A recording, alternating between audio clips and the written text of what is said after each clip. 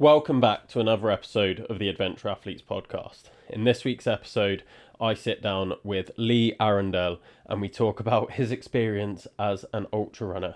Now, this episode was recorded during the Child Loss Awareness Month, which is October, and we're talking a lot about Lee's experience with how he lost a child, unfortunately, and we talk about how that got him into running, how he's progressed with his running, where he's at now, and how he's gone from a journey of being overweight into being one of the best ultra runners in South Wales. Despite not many people knowing him, he has done some absolutely phenomenal challenges, including 24 hours running around a cricket pitch for charity. He's podiumed a few events now, and he's really making a name for himself in South Wales. Absolutely cracking episode. I've got a lot of time with Lee and I'm fortunate enough to live fairly close to him, so I get to run with him occasionally. So hopefully we get to do some more events together and runs together soon. Before we get into the podcast, I did just want to say, typical me, I've got some more tech issues. Nothing major, it is just the camera auto-focused on Lee's hand and leg instead of on me, so for most of the episode any shots of me are going to be blurry, so just a heads up there, guys. Other than that, just normal podcast. So just enjoy the episode, guys. Let's get into it. So what was your call to adventure? Losing weight, which I suppose is not like adventure, but in terms of changing your life and not staying where you were, losing weight was the biggest reason I started training. So I was like a rugby player all my life, typical Welsh kid, played rugby from the age of 6. I think when I was like 20, 21, I was like 18 and a bit stone, which considering I'm 5'0", I was way too heavy for my size. It's a polite way of saying you're fat, innit? You're not tall enough for your weight, like. So I just realised I was just too big, so I just started training. But I was obviously playing rugby. Running was like a byproduct of it. Started doing CrossFit, playing squash. And that was like the reason I wanted to change, basically. So that was my way out of the Shire, so to speak. Like, can't carry the ring, Mr. Frodo. Kind of stuff. But I just realised, I think at the time my missus, who was my wife, girlfriend at the time, was... she lost a bit of weight as well, and I was like twice her size. I think she was like 9 stone, I was like 18.2 or something, and I was like, it's not fair on her, really, is it? So I was like, something's got to change. And then that's when, said I didn't start running like ultras or doing anything like that, but it was just like a progressive change over years, and I think that was like 10, 12 years ago, maybe I started doing it. Yeah. And then it's just kind of snowballed from there then. So where has it led you to now, for those that don't know much about you? Because you don't really post that much, as we was talking about yesterday. Yeah, I don't really like kind of the social media side of things. So my running is what I mainly do now. Ultra running, any kind of running is my daily habit kind of thing. And I just fell into it. It was, so I started off playing rugby and then weight training, getting into CrossFit, again just primarily to lose weight, and then just through like a few rugby injuries, then I started doing, when I was injured, like shoulder injuries for example, couldn't go into CrossFit, I would just run, but that would just be 5-10Ks. I think I did the first the Caerphilly 10K, and I remember, we've done the Caerphilly 10K. I haven't, no. Oh, good. But there's like a bit you do on like a bypass, and then you go up a hill. Obviously now, like the hills I do now is completely different. And I remember running up it, like that hill was ridiculous. And by the end of it, I was like, my nose was like running. And I was like, that was the hardest thing I've ever done. I think I did it in like 55 minutes or something. So that was like my first running event. And then I just went back into rugby. I think I did Cardiff Half in 2018, I think. And then swore I'd never do a half marathon again. And then 2019, I broke my rib playing rugby. And my sister-in-law lives in New Zealand, and she'd just done the Tarawera 50k, and I was like, I'd quite like to do a marathon. And my wife was pregnant at the time, our first son, and I was like, I'm just gonna book a marathon. Like, do you know what I mean? She actually had to talk me into it because I was shitting myself. Like, I was like, just the idea of a marathon seemed so far away from anything I'd ever done, and that kind of seemed like Everest. Do you know what I mean? So I was like, I'm just going to book it. So I booked the Newport Marathon. And that was mainly just like, I wanted, when I had like kids, I would be like, God, Daddy's done a marathon. Like, and I was like, that sounds class. And I could run a little bit when I broke my ribs, so I couldn't do anything else. So I was like, I'm just going to run. And that's when it really started then. I actually enjoyed it. In training then in the 2020, just before COVID happened, I ran a marathon just in training, like, and hated it. But then it obviously got called off because of COVID then. So I didn't do... I ran in COVID, like we were just speaking. I had like a CrossFit gym in the house, so I was training. But then I did the Newport Marathon 2021. And then I did it in 3.5 hours, which is decent time, I suppose. It's a cracking time. Good time, yeah. But after it, I was like... I felt alright, kind of. Like, I was like, I could carry on going. And because Steph, my sister-in-law, had done that 50k, I was like, I thought it was 30 miles. So I was like, I could have done another 4. And it just so happened that my friend, who I'd seen on the Newport Marathon, he messaged me. He was like, I'm going to do this ultra, the Brecon Cardiff one, which would have been in the February of 2022, so like 4 or 5 months after. And I was like, yeah, I'll do it. Assuming that it was 50k, because I thought that all ultras were 50k. So I signed up to it. I said to Stacey, I was like, I've signed up for this ultra. And she was like, well, how far is it? And I was like, 50k, surely that's what it is. Like, because I didn't really know anyone who'd done anything any further. I knew one person who'd done 100 miler, but I thought that was like a super ultra or something. It's completely, I was so naive to it. Yeah, and when I looked at the distance then, it was... I think it's 44 miles. I'm not sure how much that is in kilometres. So I was like, oh shit, right, I need to get training. But I was getting married in the December as well, so I couldn't really do like loads of training for it. In the January, I did a 35-mile run on the road with my mate who I was doing it with.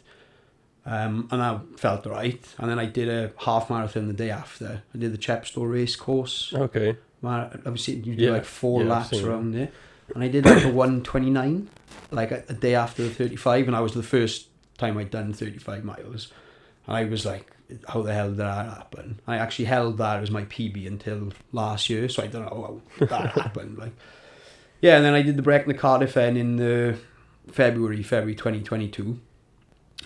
Finished that in like 7.5 hours, but I had no idea what I was doing. But it suited me because like it's not really a trail. It's obviously up the Beacons, but most of it's road. And at that point, I'd never done any trail running, so I just managed to finish it. But then I didn't do another ultra then until 2023. I went back to playing rugby. But then 2023 I did the Vale Ultra. Found out on that because I thought, like, seen the times, and I was like, I could win that. Because I'd done a 3.5 hour marathon. I seen it was 50k, and like the winner before had done it in like 4 hours 15. I was like, well, I'll win it, surely. And the first half is obviously, have you done it? No. It's on the road, it's like through Barry and stuff, and then you do the coastal path then, and I was running up the hills, and nutrition was nothing. I didn't have a clue what I was doing. And I think like 26 miles in, I had the worst cramps I've ever had in my life. And I mean, like, in every part of each of my legs. Like, I think the last 5 or 6 miles, that was hell. So I realised then that it was like a different sport. But then I did I think it's called like Dragon Slayer or something, from Caerphilly Castle up to Monmouth and back. Okay. 50k. And I came 5th in that. And I was like, but then, you know, you're like, oh, there was only like 40 people or something like that, so it was a fluke. And then I seen that I was speaking to the guy who came in 4th, and he'd done a 50 miler, and I was like, whoa, that seems like Everest kind of thing. And then I seen the Gower 50 was a couple of months after, so I signed up for that then, and that was like my first 50, and then it's snowballed from there then. Yeah. after the Gower. It seems like just even since your first one, it sort of like snowballed. Yeah, it just seemed that there was a lot of time between the first one because rugby was always my sport. So Yeah. this like these like challenges was just like it was me being like I would like to do it, and then actually booking them, and then like when you hear of people doing like 50 miles and stuff, I was like it I don't know, it seemed like something I wanted to do and something that like excited me kind of thing. Yeah, but because running was always like a byproduct of either CrossFit or rugby. It wasn't like it is now. It's the only thing I do really, apart from like a little bit of weight training. So yeah, and then after the Gower 50, then that's just when it just got bigger and bigger. And I did the Beacons Way last year. It was my first 100, and then I've done a few more this year then. Yeah, and you're racking up some podiums, so that's pretty good going. Yeah, but that just seems a bit bizarre to me. I don't know. I don't know what happened. Yeah, so after the Beacons Way last year, which was my first 100, I didn't do any other events for the year, but I did actually training for the Beacons Way. I did the Baxter Beacons with Limitless Trails. Yep. And I'd signed up for the 32, but then when I was speaking to the guy who was coaching me, I was like, I feel like I should probably do a 50 because I hadn't done one since the Gower, and I ended up winning that. But genuinely, I don't know, like I don't go to win it. It was just like I ran my own race, and I was telling you yesterday, I met the guy on top of somewhere in the Beacons, and he said he was in third, and I was like, I think you're wrong, mate, to be honest. Like, yeah, and then we got to the last checkpoint, and I said to the people there, I was like, where are the front two, like? And he said they left 12 minutes ago. And then he said to me, oh, you won't catch them now, like. And I think because he said that, I was like, right. Yeah, so I was like, I don't know where it came from, but I was running like 7.5 minute miles from 42 miles to 50. And I ended up overtaking the other two. And then I came in, and I was like, dude, it was I didn't actually believe him. I was like, you've got it wrong kind of thing, like you need to recount. So that was the first one. And then the Beacons Way. Yeah, and then I did a back marker event with Limitless Trails, and you get a free event then now. So Christmas last year I was looking for something to do ultra wise. My wife was pregnant, so I was like, right, this is probably going to be my last ultra before the baby comes, and then when the baby comes I'm probably not going to be able to run ultras, so I'll only do marathons kind of thing. And then I found the backyard ultra then with Limitless Trails in January, so I did that only because I had it for free, like no other reason. I knew nothing about backyards, so I turned up to the beach trolleys you get. Yeah. So I had one of them. I had a pack of food, like in a food cooler, but hold all with my clothes, and I was just like, just see how it goes. But I knew a lot of people who was doing Wild Horse that year, and I was like, I can't do it because of the baby's due. She was due in April. I think Wild Horse was May. So I was like, I want to run 200 miles, like. So I was like, because I seen the backyard, you can just go as long as you want. Like, I was like, well, that's my opportunity to do 200 miles. I hadn't trained. It was just after Christmas. Yeah, and then I ended up winning that. But I don't know how that happened. Like, it was just, you just carry on going, didn't it, with a backyard. Yeah, so they're the only two, you say racking up podiums, that's the only two I've won, like. Yeah, but then you come second at the Edam this year. That's a podium, so top 3. True. Like, you're getting trophies and that. Yeah. You're on the Welsh Backyard Ultra team. Mm. So, you know, that's something to say in itself. Yeah, I suppose. I actually came second in the Black Beacons with Limitless Trails in May as well. But, like, it's funny because the people who come first are so far ahead. So, like, I know it's a podium, but, like, the guy who won the Edam, he did, like, an hour in front of me. And I think the Black Beacons one, I did like 10 hours 20. I think he finished in like 8 hours or something. And it's like, so it's for me, I done because I don't go to race it to win it, to get like a trophy is, I don't know, it doesn't, I don't believe it. Like, it's strange. Yeah. It's a strange feeling, especially with backyard one, because you don't like cross a finish line. You just stood there, and it was like 7 o'clock in the night with like 10 people, and then the last person like didn't finish their lap, so they're like, "Oh, you've won." You're like, oh, all right. You just stood there like, thanks, just get a trophy, and within 15 minutes it's packed up and you're in the car and you're gone home. Like, Yeah. That sounds like it suits you though, because it doesn't sound like you like the fuss of it all anyway. yeah, So for someone to just come over to you when you're like sleep deprived, just standing there like half asleep, and someone to come over just be like, "By the way, you've won. Yeah. Here's a trophy.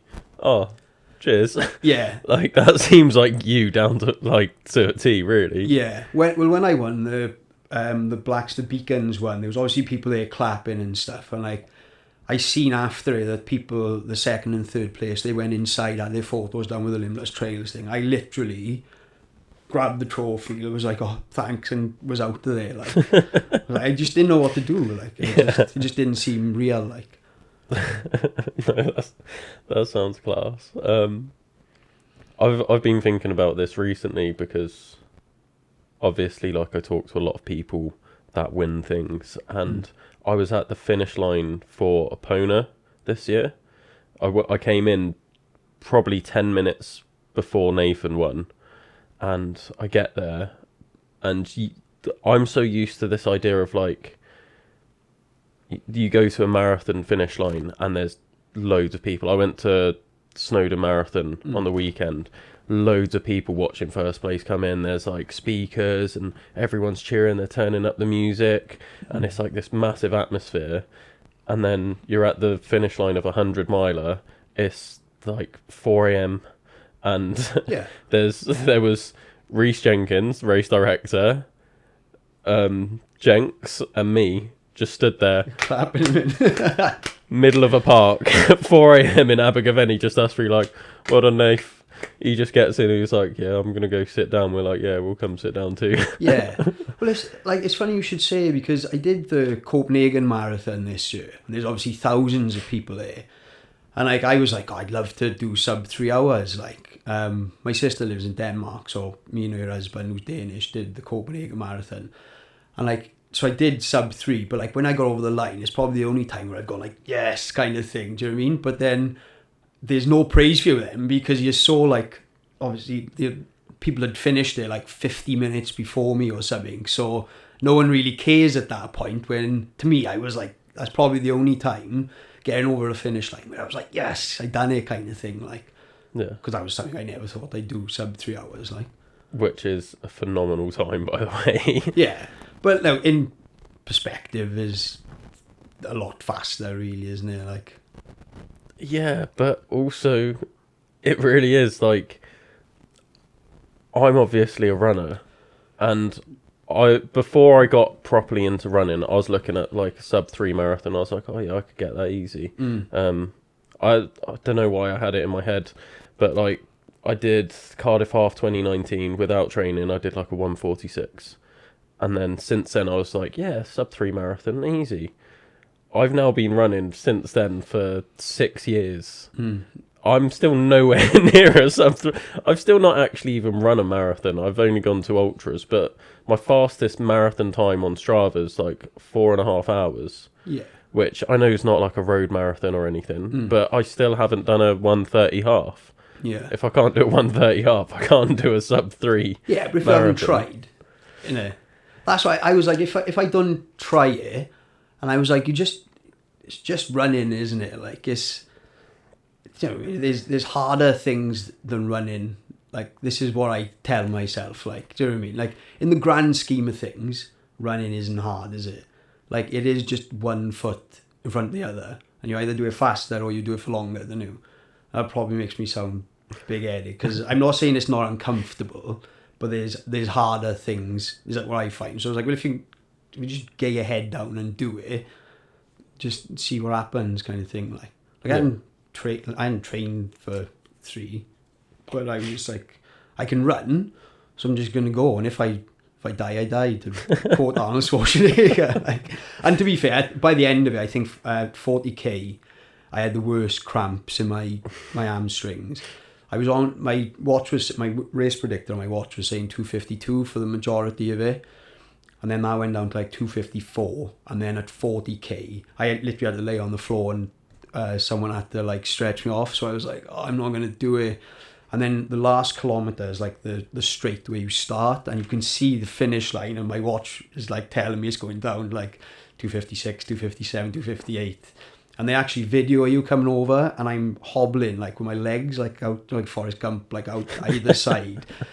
And when I got over the line, the timer, like the clock says like 3:01, but that's obviously because I'd started a little bit behind the front. So when I seen it was 2:59 and 18 seconds, I was so relieved, like, because I would have been fuming. I'd rather do it again. Are you done with marathons now, though? Just like, yeah, I've done my sub 3. I'm doing the Rome Marathon next year, but my mate is he's doing it, so there's 3 of us going, 2 of us are doing the marathon. But I probably wouldn't try, because I think I wouldn't get much quicker than, I don't want to train to try and get faster. Like, I think the next thing is like 2:30, isn't it? Like, that's never gonna happen. Do you know what I mean? So I probably wouldn't try to do it. It's more of a boys' weekend, that is. Yeah, fair enough. To drink, like. And run a marathon. Right, yeah, we'll run the marathon on Sunday and then go out after it, and that's the reason. Recovery, you know. Recovery, yeah. So you've gone from doing all these ultras, you've done your 100 mile. I actually want to go a bit more into the 100 mile, because that was actually, we was talking about it a bit yesterday on our stupid run. But that was the first time I'd heard about you, and that's when I started following you on Instagram, I think.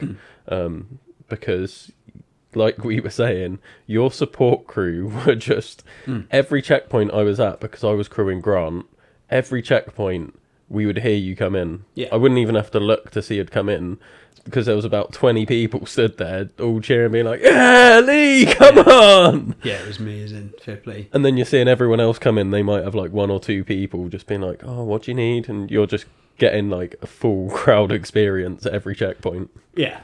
So I did the Beacons Way for charity. So I had loads of support. I had loads of, like, at the end, I think there was about 40 people. So when I crossed the line, like, the people from the charity were there, like, all my mates were there, like, my close family. So they were there for the entire time. But you hadn't followed me on Instagram, because I didn't have it. I only set up an Instagram to do fundraising for the charity, like. Yeah, and I was posting a bit on it, and I hated it. I was like putting my phone down and then running away from it and coming back, and I was like, oh, this is shit. I don't like doing it. So that's why I don't post. But yeah, the support I had was amazing for the Beacons Way. Yeah, and that's why it was there, because it was for charity, like. Yeah. So how did it go? Like, what's the charity? How much did you raise? And yeah, how was your first 100 miler? So to go back then, so before the 2023, my wife was pregnant from the May, and then in the October, it was actually a week before the Gower 50, we found out that we lost the baby. So we went for, all the scans were fine normally. And then we went for the 20-week scan to find out the gender, and we were told that they didn't have a heartbeat, basically, like. So devastating news, like, the hardest thing I've ever gone through in my life. Sorry. Yeah, so that was the Friday that we found out, and then you have to go through like a full birth process with a baby that you're not going to take home, basically. So just horrendous, like, wouldn't wish it on anyone. A few years before, she'd had a early miscarriage before my son was born, and like, it was like 7 weeks pregnant, and I remember that was hard, like. And I always remember thinking, because we knew a couple of people who'd lost babies later on in pregnancies, and I was just thinking, like, I don't know, people would cope with it. Like, no one should have to go through it. And then it happens to you. And obviously we had my son Max, and he was 3 at the time, and he was really excited to know if he was going to have a brother or sister. So we had to go home. You know, we had to deal with it emotionally in the hospital, and then we had to go home and tell him that he's not going to, like. And he was asking all sorts of questions. We were open and honest with him. We crying our eyes out, kind of thing. And he was like, "Why haven't you brought the baby home?" We were telling him the baby's gone to heaven. And he was like, "Well, how's it gone to heaven? Who's going to look after it?" And so it was tough, like. And then we had to we went to the hospital. We had to go to the hospital on the Sunday, and 2 days later to have the baby. And obviously through the weekend, you just have to live normally. We had to take Maxon out and stuff. And on the Sunday, driving to the hospital, like, my wife had obviously enough going on in her head, and I was like, I haven't got any toiletries with me. Like, we were on the Rickos on the way to Merthyr on a Sunday afternoon. Didn't have shower gel, toothpaste, toothbrush. I just forgot it. I had other stuff to worry about, like. So I was like, I'm gonna have to leave the hospital to go and get this stuff, because we're going to be in for a few days, and you're going to want a shower. I was thinking, after she's going to give birth, she's going to want a shower, all this, like. So I was worried then that I'd miss the birth, and like, it was because I'd have to go to a petrol station because it'd be nowhere open, kind of thing. And then when we got to the hospital, you get put into this room away from the maternity ward and stuff, and there was 2 bags of toiletries there, one for a man and one for a woman. And they had everything you need, like. And we found out then, and that was through the Mitchell Foundation, which is the charity I run it for. Yeah, and unfortunately Jade and Michael were the directors of the company, the charity. They'd gone through the same thing the year before, and they didn't have any toiletries. So their son Mitchell was born. Complications straight away, and unfortunately passed away within a couple of hours of being born. But Michael didn't take any toiletries either, so they set up the Mitchell Foundation then. And for me, it meant I didn't have to leave the room. So it's like, if you tell people the Mitchell Foundation provide toiletry bags for people going through this, like, doesn't sound like a lot, but for me, that meant that I didn't have to leave the room. And I was there for the birth, like, which was obviously a horrible experience, but it would have been worse if I wasn't there, like. So it was a godsend for us, like. Yeah, so we left the hospital on the Monday then, and I actually ran the Gower 50 on the Saturday, which I wasn't going to do, but Stacey was like, I think you need to. And a mad thing, I'm not like a spiritual person, like, do you know what I mean? But he was a boy, my son born, we call him Thomas. And when I got to the start line, it was in the cricket ground, and the sponsor was Thomas Watkin, and I'd never seen the name written before. It's a beer, isn't it? I'd never even heard of a beer before. And that was the start and the finish line of the Gower 50, and I was like, fuck. I was like, how mad is that, like? So that helped me on the run. I was like, right, get to the end. Like, it sounds sad, but I was like, to see Thomas kind of thing. And there's a lovely video of my son Max, and we had a teddy. We give him the teddy. We were like, that's off your brother, like. And there's a video at the end where I was like, I give him the teddy at the start. I said, when I see you at the end now, I want you to run over the line with me with the teddy, like. And I come around the corner, he sees me, and then he does a sprint finish ahead of me with the teddy, so I'm chasing after him. So he's like, I beat you in the race. But that helped me through the race, definitely, like, just knowing that they were there. And I think running then, it saved me, like, massively.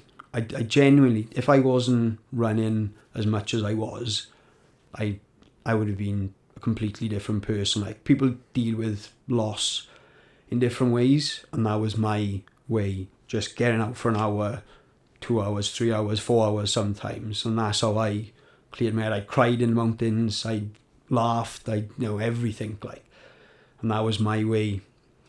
And then I think it was like December time. I wanted to do something for the charity, just because it was a massive help to us. But they were only a foundation at the time. They were quite like small. I think you've got to have raised £5,000 to like register as a charity or something, and they hadn't quite done that. So I contacted them. I was like, look, I'm gonna do this 100 miler because I'd seen the Beacons Way, and I was like, we'll try and raise money for you. And we put the fundraiser up in the February, and I was like, should I do like 1,000? I was like, that's probably a bit cheeky, kind of thing. And I think within 2 weeks we'd done $2,500, which meant it's like straight away they'd then raised enough to register as a charity. And I think when you register as a charity, you can start to get funding from other people. Yeah, and then I think on the day that I finished the Beacons Way, it was about $5,000 we raised, which was incredible. Like, and then we had like tubs in pubs and stuff. So I think in total it was about $5,500, which now means that I think they stocked 3 or 4 hospitals at the time, and they do over 50 or 60 now. And that's because they had the money, and like what Jade said, it just gave her confidence to reach out to other hospitals, because before she didn't have the stock or the money to get a stock. So now, yeah, that's what they do, that to other hospitals because of that money. Like, so I'm quite proud of that. Like, well, that's amazing. The fact that you pretty much single-handedly raised enough money for them to be a charity, like even without whatever they'd done before, because you said like the limit's like $5,000, and you're just like, yeah, done, yeah. Yeah, so like, and then like with the Beacons Way, then it was my first 100, like the furthest I'd ever done was the Gower 50. I'd never run through the night. I'd never run more than 10 hours because that's what it took the Gower. So, but like, because you've got your why, is how people say it, isn't it? There was at no point was I like, I'm not going to finish it. It was uncomfortable, but like I always say, like I mentioned, running isn't hard. Like, you know, the stuff that our family went through, that was hard. What Jade and Michael went through, that's hard. Running isn't in that sense. I'm not saying it's not uncomfortable. There were times on the Beacons Way where I was like, I'm spent by it, like, but that's not hard, like. Yeah. Do you know what I mean? We obviously had a funeral for Thomas. That was hard. And I had to carry his coffin, which is this big. Do you know what I mean? That's hard. Like, what was it 50, 100 steps into a crematorium? Like, I would rather run the Beacons Way every day for the rest of my life than do that again. Like, do you know what I mean? That's hard. No, not running. And that's what I kept telling myself. That's why every run now, like, if I'm like, sometimes I'm like, oh God, I'm done with this. I'm like, well, you like tap into your why, like, you know. There was a point in the Beacons, I'd gone through the night, but the next checkpoint was 72 miles or something. It's like checkpoint 8. But I had a drop bag and I had his teddy in there. So I was like, well, I'm gonna, I don't know why I did it in that drop bag, but it just so happened that when I got in there, I felt the worst I'd felt for the entire run, and I was like 24, 25 hours. And I genuinely just don't know what to do with yourself, because I'd never been that tired, like. So I had a 12-minute nap, and then I got his teddy and I put it on my, like, if you see photos of me in the Beacons where I've got him, like the teddy, like right there. And I knew that the next checkpoint, Stacey and Maxim were there, so I was just like, I gotta take Thomas to see them, kind of thing. And that just got me, and that section was my fastest splits through the entire race. And then that's the checkpoint 9, and then to the finish end. And I was like, I think there's 18 miles between the last checkpoint and the finish. And I was like, I'm not going to not finish it now. Yeah, so it was like 33 hours in, but then the support at the end of it was amazing. I think I stuck around for like an hour, chat, because Jade was there and Michael. The other mad thing, it was a complete coincidence, this. The day I finished was Mitchell's birthday, so their son they lost. She messaged me about 2 months before the race, and she was like, the race is on, say it was the 26th of July. I said, yeah. She said, when are you going to finish it? I was like, well, the day after. She was like, Lee, that's Mitchell's birthday. And I was like, what? Like, how, of all the races I could have chose, it was that one that and so on that day, it was his birthday. Like, Yeah. that's powerful, that is, isn't it? I couldn't believe it. Like, This all just goes to show that, like, the power of your mind is way more than we realise. Like you're saying, running's not hard compared to what you're having to go through, and you got to that checkpoint with that teddy there, and you're in bits, and to be suffering that much, and then to go do your fastest split because you've now been reminded of why you're doing it. It's just, yeah, there's nothing else that could make that happen. no. Yeah, I genuinely think, because my mate Dan was crew with me as well, and that was the only checkpoint he wasn't at as well, because like the one before it, he was like, I haven't had any sleep. I was like, well, I've got to drop bag in the next one, I'll sort that out. And he was like, fair play, his missus was like changing my socks and everything, like she was amazing, Liz. And they weren't there for that, so I didn't have that support, and I don't know why I chose that checkpoint to put his teddy in, but it just worked, like, and it was exactly what I needed to get through it, like. Yeah. It sounds like you're doing incredible things, and I'm not sure you fully realise that. But even just fundraising that amount of money, that's not easy. No. And for someone that didn't really have social media, you don't have like a massive social presence. You don't have like, for me, I did my 6 and 6. I've done big fundraisers before, so I've got some experience with fundraising. I had a whole like team of people helping me with my fundraising this year for that challenge, and I just about hit £5,000. I was on TV, I was on the radio, like I've got my social media. Yeah. I had Pegasus talking about it because obviously I'm doing their challenge. I had the charity behind me posting about me, talking about me. I mean, Ben at the finish line of the Edam, he was the charity representative, and he's at the Edam talking to like you, first place, third place, trying to talk you guys into sponsoring me. Yeah. So I've got all these people, but you just did it because I just believe it's because what you're doing is so powerful, and just the person you are, and yeah, just everything that you're doing and why you're doing it, Yeah, is testament to it. I think because it was such a personal thing. Like obviously we've got a big group of friends, rugby friends, school friends, and work and stuff. Like we put the fundraiser up that it was in memory of Thomas, and obviously I think adding a personal level to fundraising helps, and that's why I think it like snowballed initially. But then I also think with events, like when you finish it, people, like if you say you're running 100 miles, I don't think people believe you, because to some people that just seems alien. Like, and if you say, well, it was for 33 hours, they like can't like quite comprehend it. So then I think when you finish it and you've achieved it, or like if you say I'm doing 6 ultras in 6 days, once you finish it and achieved it, I find that people are like, oh my God, he's just done that, like, and then they tend to put out money in. So I think we did like 1,500, maybe $2,000 on the day I finished, because everyone was posting about it. I obviously didn't, but I think it took me a few days, and I was like, oh, thanks everyone. And that was that's what I do at the end of races, like, thanks for your support, and that's that. But it was the same. I obviously did the cricket pitch stupid run this year, and that was up to say £1,000 until the week leading up to it, and then that's just hit 3,200.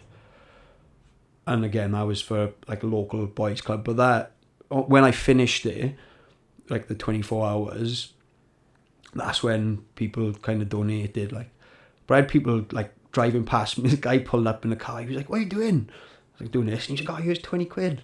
I was like, "I'm not a prostitute. I'm not getting in the car with you." Yeah, this, like, you talk about support. When I did the, just in case people don't know, I did a 24-hour run around the cricket pitch. I didn't do one lap on my own in 24 hours. That's awesome, isn't it? Yeah. There was people like, this is what I like about running, or like people seeing what I do, is like, I like that people get inspired by it. So like there was some of the fathers of the kids, like one of them did like the first half marathon, someone in 10 miles, 5k that they'd never done before. The kids were there. Like my son done so many laps. He's only 5. He was loving it. They went to a party and then he rocked back up at 10 o'clock. He said to Stacey, he was like, "Oh, we need to go and do another lap with Dad, like at 10 o'clock in the night." Like, she was like, he's usually sleeping by 7. And I was like, how class is that? And we had loads of the kids from the boys club running. Like that's what I like about it. Like, yeah, no, it is amazing, and you are really such a role model to a lot of people, it seems. Just by being you and doing the things you do. So keep it up. Thanks. Yeah, like a lot of my mates are getting into running now. Like my friend's just done the Pegasus Slam, and he's the boy that crewed me. And he said to me, he was like, "Oh, you just make it look easy, so I can do it," kind of thing. Like, and like, he won't mind me saying this, but I said to you yesterday, he's not a runner, and like fair play to him, he's just done the 6 and 6. He grinded through it. He was injured for most of them, so he couldn't do any training. And like, I like to think like I inspired him to get into ultra running. Like a couple of mates are doing marathons now.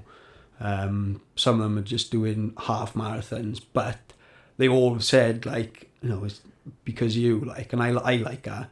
And then they come to me for advice. Then I'm like I was saying to you yesterday, like I'm just like, look, I just run. They're like, what should I do with this like kit and stuff? And I stick to the same trainers, the same stuff. I'm like, well, this is what I do. It might not work for you, so I'm probably the wrong person to speak to about it. Like, I mean, we was just talking about packs yesterday, and how pissed off you was getting with your pack. I hate it. I said, no, believe it or not, I don't actually like races. Just the like, because I obviously, like, you know, I run really early in the morning, so I like to get up and go. But the faff of a race, just the night before, I'm like, all right, is this kit in there? Is this kit in there? Is that in there? Check it about 100 times, unpack it, do it again. Right, I've got the right food. Oh, I'm overpacking, I'm underpacking. Then you got to turn up, then you got to register, then you got to speak to people, and like, oh yeah, we've done, which I don't mind, but and then you're freezing because you don't want to overdress and stuff, and then you got to actually go, and like I would just prefer to get up and go, and then you start running, and then your pack's bouncing around, you got to change it, and I could do without it. Probably that's why I prefer. Well, I say prefer backyards. I've only done 2, but just the concept of not having to carry all of the stuff I preferred. Like, yeah, something I want to get a bit deeper into is talking about your why, because this is, again, all these questions just come from me, so I have no idea if anyone's going to care about this question. But I know for me recently, I've really been struggling when things have been getting hard. Like there were moments yesterday with you going up in the beacons at 1 a.m. and it's windy as fuck, and I just see you just like blitz off ahead of me, and there were moments where I was like, I don't know if ultra running's for me. You know, when you were saying, oh yeah, we had to do this bit, like I think it was Jacob's Ladder at like 54 miles into the Beacons Way 100, I was just thinking, could I really do this? Like 54 miles into an event and then doing this, and we were like 10, 12 miles in and doing it, and I was struggling. I was like, how the fuck am I going to do this on like 100 miler? Yeah. I haven't even done 100 miler.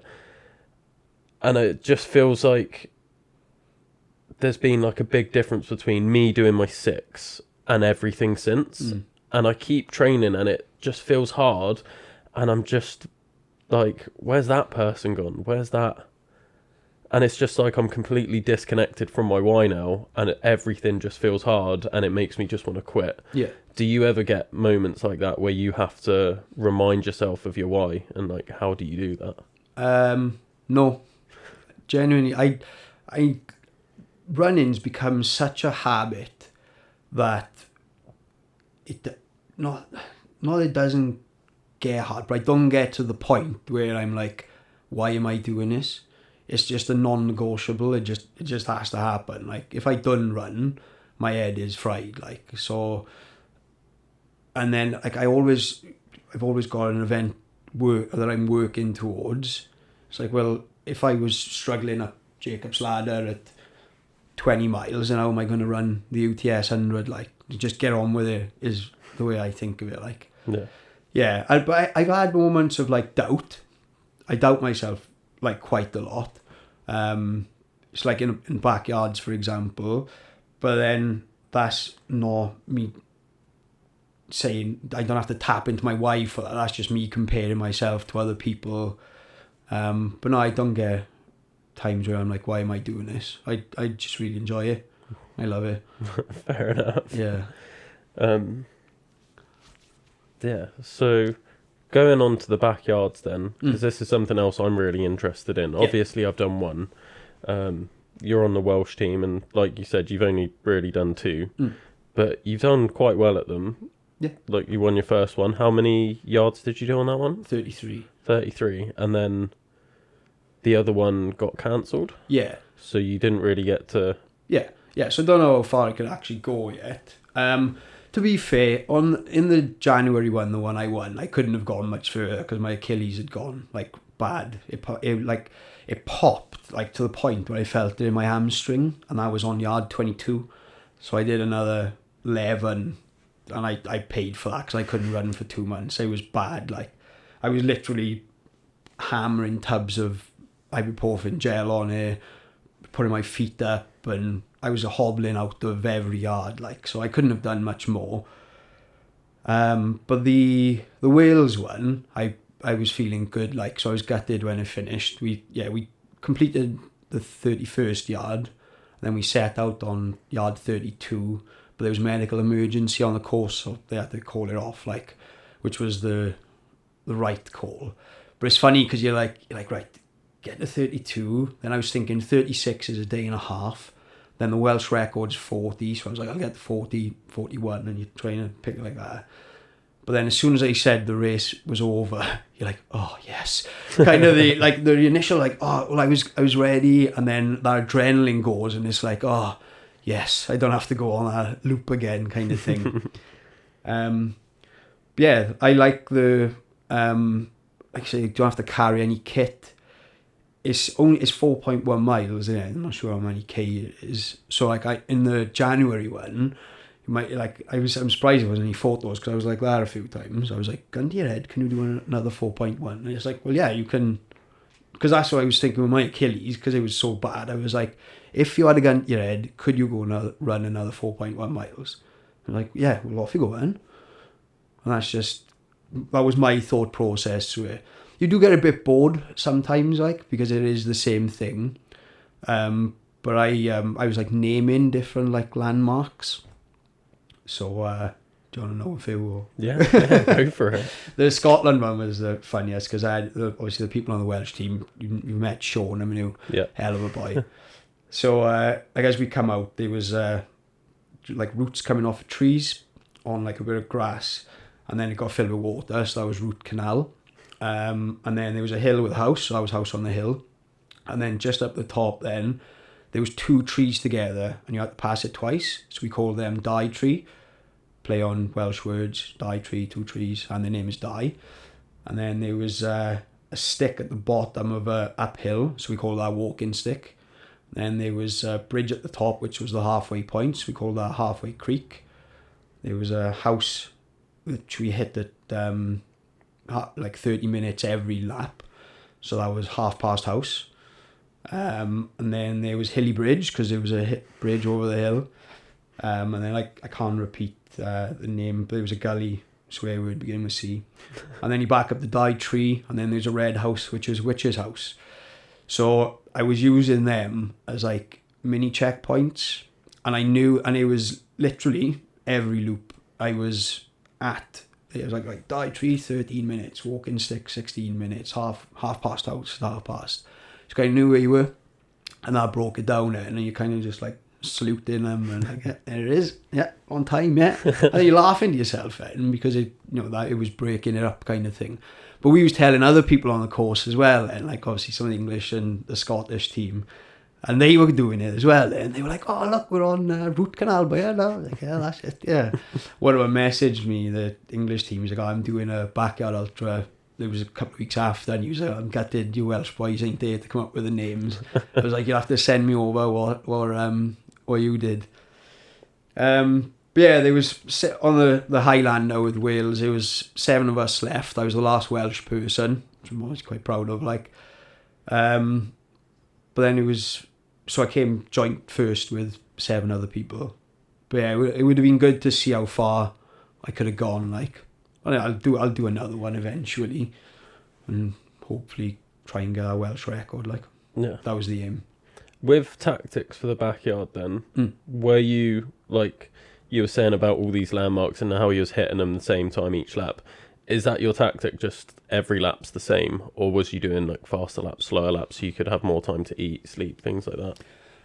I didn't. My average time was like 48 minutes, which is quite fast because I know like a lot of people coming in 52, 53. But I was walking a lot of it, and that's where I felt comfortable at. I hadn't got to the point yet, and I haven't in any of the 2 I've done where I've needed to sleep. So I know that is a tactic that you do it faster so you can get some sleep in. But my average lap was giving me a good 12, 13 minutes, which was plenty of time if I needed to go to the toilet, eat, fill up my water. Was on the January one I didn't have any crew, so I was doing it myself. But we had a team with us in the Welsh one, so I was like, "Oh, when I come back, can you do this?" Someone went to the shop to get like Cocoa Pops for me and pot noodles and stuff, where obviously I didn't have that in that January one. So I haven't had to get to that point yet where there were tactics, and I didn't feel like I needed to slow down.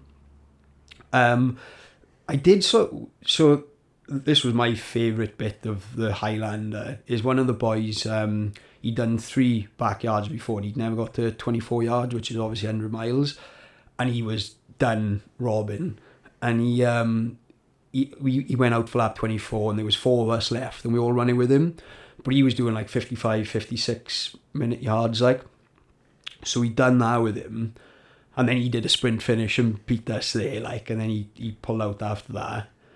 But my legs, because I'd been running differently, I on yard 25 I was like, I'm regretting that. I don't know, because I literally every yard I'd done exactly the same pace, apart from the first couple where you're trying to just get a feel for the course. My legs, the different, because I'd used or not used the same muscles. I don't know, but I felt awful for about 3 yards after it, and then go back into the swing of things. So I don't know if, for me personally, changing my tactics would work. Yeah, because it's something as a coach that I talk to a lot of my clients about when they're first going for ultras, and they might have just done a half, and in their head, same as you, they're like, oh well, I can do a 1:30 half, so I could podium this ultra. And like, they're going in and they're comparing their half time to an ultra, and I just look at them and I'm like, that's not how this is going to work. You need to start practicing running slower and like hiking hills. And they're like, what? Why would I do that? And I'm like, trust me, it's going to pay off. And they have that same reaction when they first start running slower. They're like, this just hurts. Like, why would I want to do this? It doesn't feel natural. And I just keep telling them, this is going to be your average pace for an ultra. You need to get your body used to moving like this, so when it comes to the ultra, you're not in the position you're in now. So like for you, it would be, if that is going to be your tactic in future, just practice running that pace so your body is just like conditioned for it. Yeah, because otherwise, like you found out, it makes you suffer. Yeah, well, I actually, when I did the beacons, I was the first 50 miles of it is so, loads of it is so unrunnable, and I was walking and I got really bored because I hadn't done any walking really, like, apart from the the beacons 50. I hadn't done anything in like mountains, and so I expected to be able to at least jog most of it and run the hills, but even like some of the flat bits were so technical, I was just underprepared for it. Like, but I'm doing the UTS 100 next year, and most of that is unrunnable, so I better get into hiking mode and practice, because it's a big shock, isn't it? Like it's no 100 milers the same kind of thing, and you can't just go out and run. You have to specifically practice, which I'm not good at. Yeah. It'd be the same if I got someone that's really good at deadlifting, but they only ever do deadlifts of like 1 to 3 reps, and then I'm like, oh well, here's a weight, do 20 reps of it. They'd be like, what? Yeah. And then they would be hurting afterwards, and you look at that and you're like, yeah, that makes sense. Yeah. But it's just applying that to running and being really specific with your event training. But don't people say like you got to run slow to run fast? Isn't that a thing? Or Yeah. have I made that up? No, that is the thing. Like there's a whole thing of zone 2 running. Yeah, yes and no. For most people, I just say don't worry about it. Don't worry about your heart rates. Like, it's good to know. It's really good information for me as a coach. But I've had clients where they've heard all of this zone 2, running slow to go fast, and then they'll come to me and then they'll be like, oh, well, like, I got into zone 3 for 2 minutes. Like, have I ruined my run? And I'm like, no, it's really not that deep. Or people that just struggle keeping their heart rate that low, and they're like, it doesn't feel like I'm running. And unless they're doing it for an event, then I'm like, it doesn't really matter. Like, just go out and run. Yeah. The only time I think it's more important to focus on, because it's meant to be 80% zone 2, 20% everything else. And then I think that applies to people that have got a certain level of training volume that they're doing. So for someone like you that's running all the time, that's probably pretty beneficial, looking at that and being like, most of my runs are easy runs or zone 2 or slow running. And then the other 20% is like your intervals, your tempo sessions, things like that, preparing for an event. Whereas most people, they might be running 2, maybe 3 times a week, doing like 5Ks. Yeah. I'm like, that's going to be enough for what you're looking for. Yeah. See, this is what I don't like about running, the stats and all this stuff. Like, Science. Yeah, science, yeah. Like, for me, that's what, like my friends are like, oh, your heart rate's this. And I'm like, I literally, with, like, this morning when I was running, because I know where I was going, I knew how long it would take me, I just put a time on my watch. Like, I don't look at any stats. It's usually, like, if I'm over, like, the weekends, it'll be, like, navigation or something, because I'm useless at navigation, as you know. Yeah, found that out yesterday. But, like, I don't put stats on my watch, or, like, I tend to just do it on feel, because I find that, like, because I'm running for a different purpose, to clear my head kind of thing. Yeah. I don't want to be thinking about that. When I did the Copenhagen Marathon, because I had to watch the time predictor on my watch, my heart rate was on it, and it was at like 1:45 for like 6 or 7 miles, running like 6.5 minute miles. I was like, oh, that's all right, and I felt fine.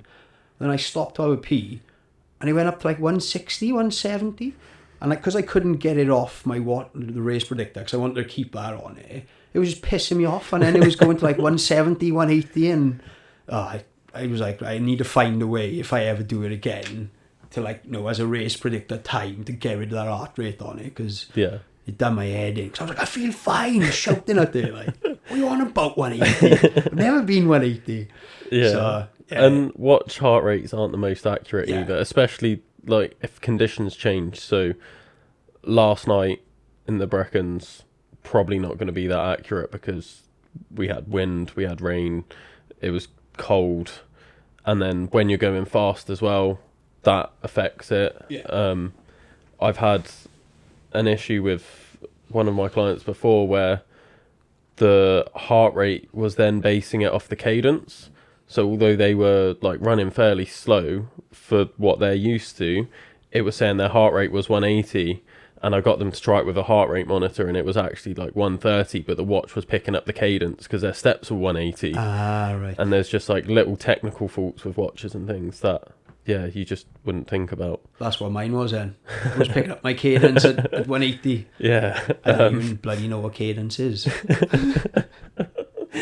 You don't need to worry about it. Just keep running. You're doing well. That's the idea, isn't it? Yeah. And again, the stats and everything, I think they're great, and I love having stats as a coach. But like I was saying to you, similar to you, that's not why I run. So I like looking at my stats after a run, and I'm fascinated by it. Mid-run, unless I've got a really specific goal for that run, then I don't really care. Yeah. Unless I'm thinking, I need to do a tempo run for a 5k where I'm trying to hit this goal pace, then I try and set it on my watch first. So then I just run, and then my watch will just shout at me if I'm doing it wrong, and it'll be like, you're running too fast or you're running too slow. And I like having it tell me, and then I can just base it off that. But otherwise, you just run. Yeah. There's a bigger purpose to running, I find, than stats. Like, do you know what I mean? And if people are into it, that's completely up to them. And like, I know people will, like, say, do a 5k run, like, at this point, this k I was doing this, and I just, there's a different reason I run. Like, I went for a run with Courtney. Yeah. Last week, we was doing a 50k, and we were both laughing. There was a point where we was coming down off the Garth, but down this really steep section of the Garth, and we were just like, we're not breaking any PBs on this run today. And we're like, but we're both having like such a laugh, like it was a proper adventure run. And that's what she's come to expect from me now, is you come for a run with me and it's an adventure. It's not, there's a purpose to it in training. You got to be ready for races. If you're racing, you got to be ready for things like that to come up in a race, because you just don't know the course. No, of course. But it's also just like, you're out there having fun. It's not all about, I'm going to hit these stats today and I'm going to hit a PB 50k. And I like setting things like that when I'm out running. Like when we were doing it, I was like, I'd really like a sub 7 50k today if we could.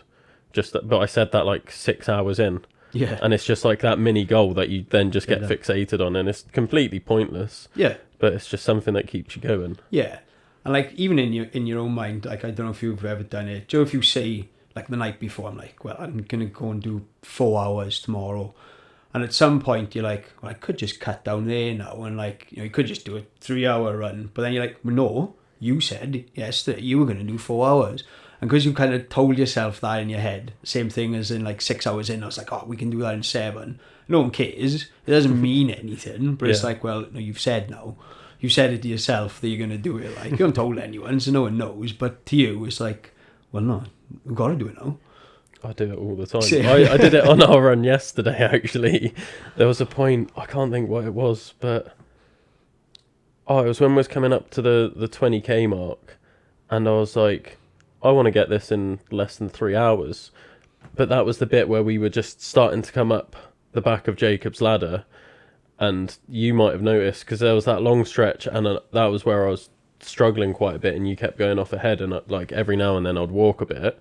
I saw that, and then I was like, I can't afford to walk now. So then I ran for ages, and I just didn't stop, and that was why I was like, I want to hit 20k in sub 3 hours. Did we do it? Yeah. We were like within a minute of doing it. But it was just completely pointless, and like you said, I didn't even tell you that I was doing that. I saw it on my watch. I was like, I've got to do that now. And you look at that, I was looking and I was like, why was I even bothered by that? Because it's not like I'm anywhere near a PB half marathon. Like, we were 3 hours in and it was a 20k. Like, it's not fast. But it was just that pointless goal that kept me going. You say it's pointless, I suppose, especially like in endurance, because you're out for a long time. Like 3 hours is still a long time. If we tell people you're going for a 3 hour run, they're like, well, especially if they're only running like 5-10Ks. But you need something to keep your mind occupied. I find, like, I don't know if you were saying, but in any like long runs, I don't listen to any music or podcasts or books or anything. So you find things, and sometimes that's a mini goal, or sometimes you end up singing or doing something. But I do find, like, I don't purposely set mini goals. But if you do look at something and you're like, get over there in that time, or like you said, just get that 20k under it, and you kind of go, I'm an animal, but I know. Even if it's nowhere near a PB, it's just you've done it yourself, innit? It's just like little wins as you're going on it. And then even at the end of the run, you're like, well, I done it. Do you know what I mean? I didn't do a PB, but you feel class after it, don't you? And I find like something like we did yesterday different. When you finish it, you're just like, it was awesome. Like, even sometimes in the middle of it, or like even like 100 miler or backyard when you're bored, like by the end of it, you're like, oh, that was awesome. Yeah. No, it is. It's just different, isn't it? Like, you trying to explain that to... I always compare it to road runners. Like, it's obviously not all road runners, but I look at competitive runners, and you compare what we're doing to what they're doing. And if I went up to them and I was like, yeah, I was trying to get 20k in under 3 hours, they'd be like, what the fuck do you mean? Like, just go on the road, you'll get it way under that. And I'm like, yeah, but that's not the point, is it? And just trying to explain like all these little things that we do in ultras that you just wouldn't get in road running. I find the comparison quite just hilarious, to be honest. Well, eating is one of them. Yeah. I was when I signed up for the unrun, a good friend of mine, I went to the Beacons, he offered to coach me. Like I was saying to you yesterday, you probably never heard of him, but he's probably one of the best runners I know. Harry Allen, his name is. And he said to me, he was like, it's just an eating contest. He said, as long as you can eat, you'll get through it. Like, and I was like, wait there now. 18 stone Lee got excited, and I was like, I can eat whatever I want. He was like, yeah. He was like, I eat burgers, pork pies, and everything. I was like, here we go now, like, because like I have to really, really, really restrict myself to like keep weight off, like. And like if I don't, like I've just been on a week all inclusive and put on about 5 stone. Like I think I meant to be a lot bigger. So I was like, wait there now, you were telling me that I can run and eat as much as I want. Like, and that's good. It's good for me. Like, it'll help. He's like, yeah. He says, an eating competition. I was like, yeah, here we go then. But if you said that to a road runner, like when I did the Copenhagen Marathon, I didn't eat anything. I just took gels, which I never touch gels usually. Whereby, like, my ritual now on 100 miler is a pork pie at 3 a.m. Like, do you know what I mean? I wouldn't do that halfway through the Copenhagen Marathon. See, I still would. Would you? Yeah, I was meant to do Cardiff half this year, but I was really unwell. But when I was thinking of, oh, right, what am I taking with me for Cardiff half? First time I did it, I didn't own a race pack. I didn't know what a race pack was. I didn't take any water. I was like, there's water stations. And I literally just I stopped off at one water station, had a cup of water, and that was my half. Whereas now I was like, right, I'm going to have like, bring 2 Mars bars with me, a couple of Squares bars, pack of sweets.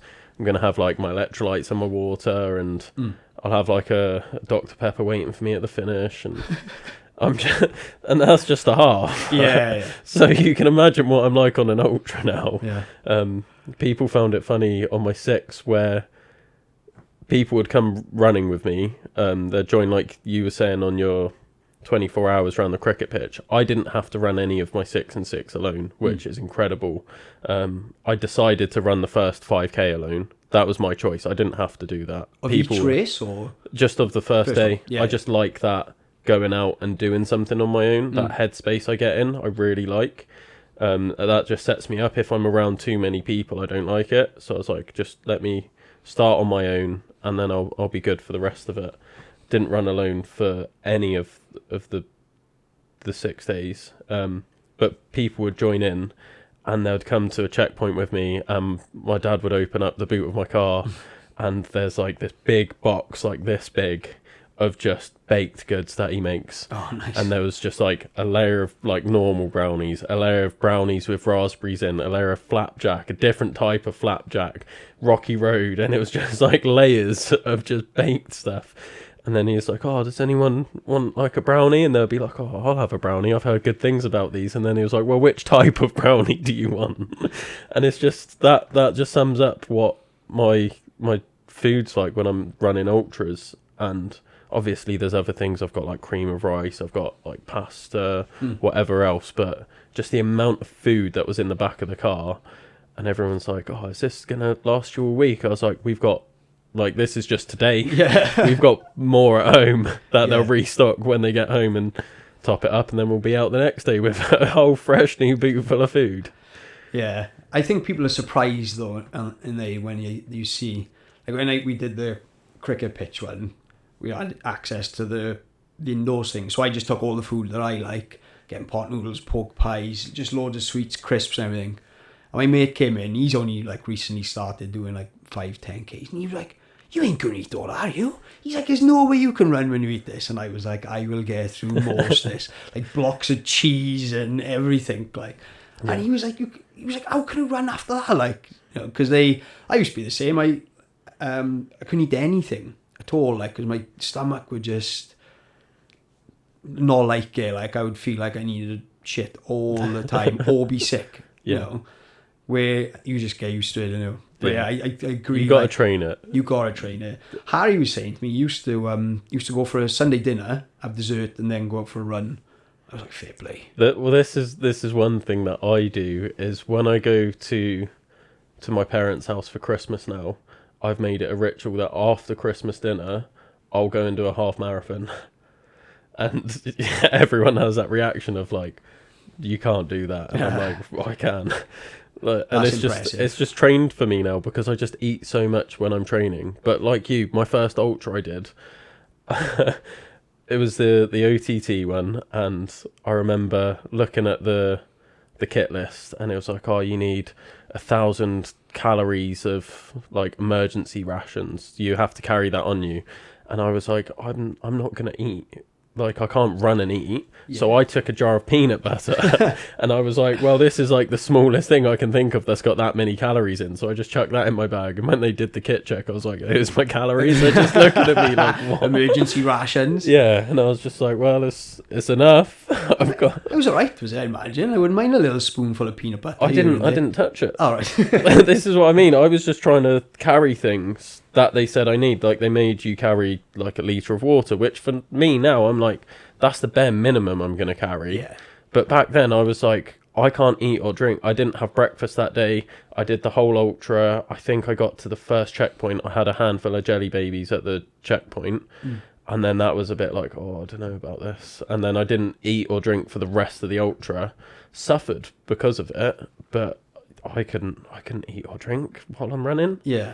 It just seemed so alien. And it was only last year when I was training for my tyre flip where I was like, I need to get this down, because flipping a tyre for 24 hours, like, I'm going to need food. Yeah. So every training session, even if I was just doing half hour of flipping a tyre, I would have a whole selection of food and I would force myself to eat it, even though I felt sick, and then keep training. And then just from doing that like a few times now, I struggle doing a 10k without having food on me. Yeah. I think that's the idea, is you eat when you're not hungry, isn't it? Like, just get something down in the first half hour. Like, I try to eat every half hour, even if it's just nibbling stuff. That goes out the window after like 24 hours. But the idea is that when you weren't hungry, you're getting you packed food on as much as you can. Yeah. And I struggled with that for a while. Just going back to what you're saying about like struggling in like your first ultra, isn't it mad? Like, when you've done it the first time, and you've gone through all that struggle, and you're like, I can't eat, I can't do this, can't do that, and you feel like shit after it, you're like, when's the next one, and what's next, kind of thing. Like, and then you look at ones which then you go and do a tyre flip for 24 hours, or you go and do the 6 in 6, or you do other challenges. You're like, but you've gone through all of that suffering. Like I said, with the Cardiff half, never again. And like, I don't even know how many half marathons I run now, but at the time you're like, nah, never ever ever again. Like, it's mad how your mind works. Yeah, I don't quite get it, to be honest, because why would your brain want that? It's like, I've suffered, I've been through this horrible experience, let's go and do it again. Yeah. Or how can I make that harder now? Yeah. Well, I think it takes a certain type of person, doesn't it? Because you kind of chasing more. And like, I got a terrible trait, like, nothing's ever enough kind of thing. I'm always like, right, what else now? And that's not just in running, that's anything, work kind of thing. It's like, one more now. So like, when you do a 50 miler and you see someone's done 100, you're like, oh yeah, I want to do that. And there's no other reason. And even when you've struggled in that 50 miler, you're going to double your distance, which sounds mental. And you're like, yeah, I'll do that. But halfway through that 50 miler, you're like, oh, I don't want to run another mile again, kind of thing. Yeah. But then your mind after, even like a couple of days after the DOMs have gone, you're like, right, what event can I do next? Like, I was planning my triple centurion, the 300s back to back, before I'd even started the 6. Okay. So that's the point that I've got to now, where before I'd even, it was probably a few weeks before I started, in my head, I'd seen that they'd released the... Oh, actually, I can tell you when it was. It was the podium, which was the month before my 6, because I remember I swept the podium, the back runner, and I saw Reese at the finish line, and I was talking to him, and I was like, so I just had this thought of doing your 300s back to back next year. And that was like the first person that I like really spoke to about it was Reese, and I was just like, okay, right, that's now in my, like, once I've said it, and I'm like, that's in my head now, I've got to do it.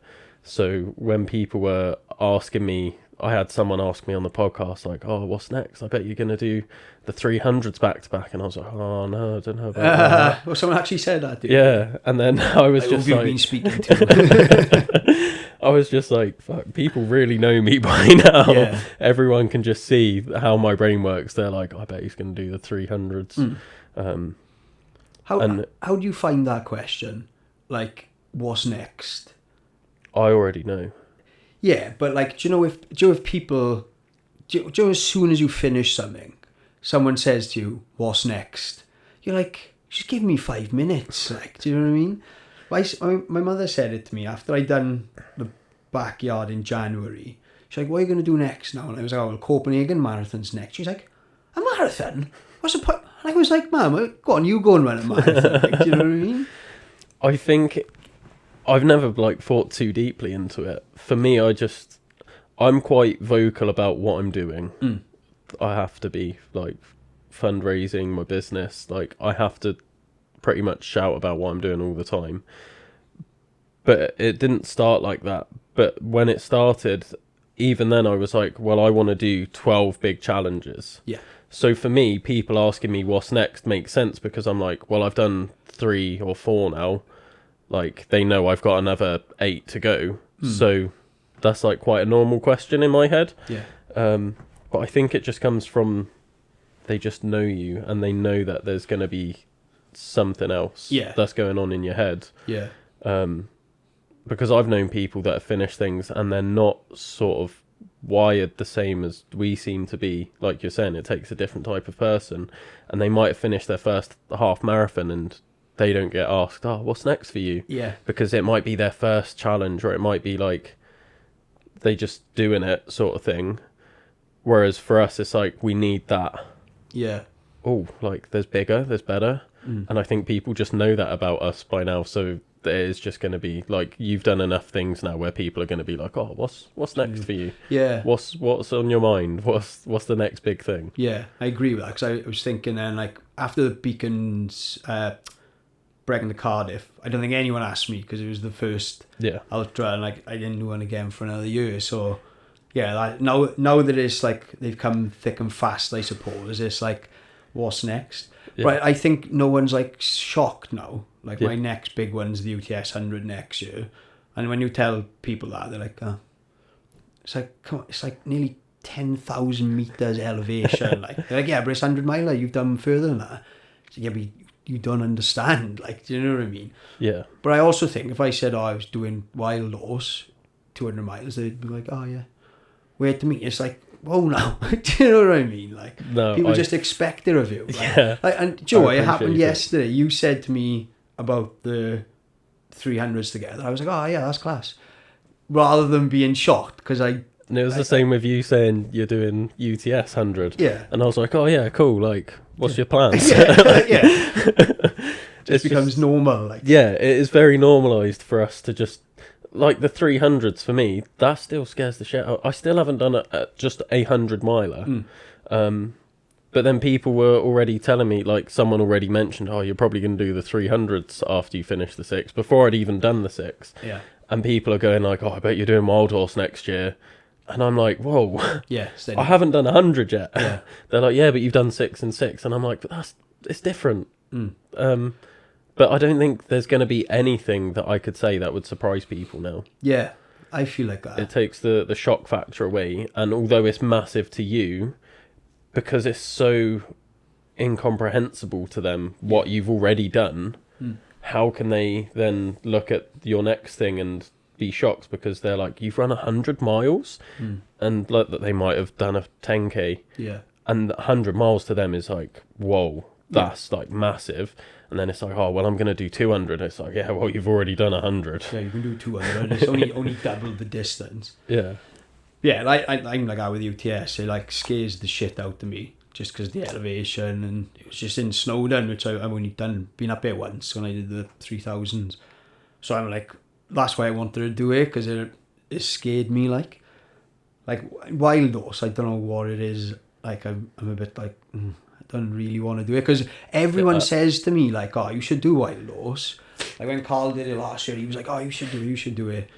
And like I know a couple of people who did it last year, and like, oh, why didn't you do that? And I'm like, I don't know what it is like. It just doesn't excite you, does it? Nah. It's the same with me, because everyone was expecting, when I was told, oh, you should do the 6 and 6, instantly in my head I was like, fuck, that's in my head now. And it just eats away inside you until you start saying that you're going to do it, and then you start training for it, and you know it's stuck.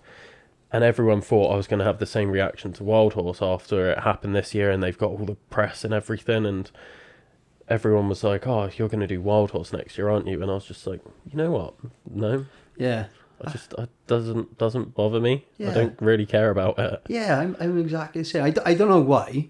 Like, I'd like to do like a 200-mile event or run 200 miles, whether that be on like a backyard ultra. But like, there's ones in America and stuff, and I think like if I was going to do 200, I'd love to, like that Moab 240, like just that experience would be amazing.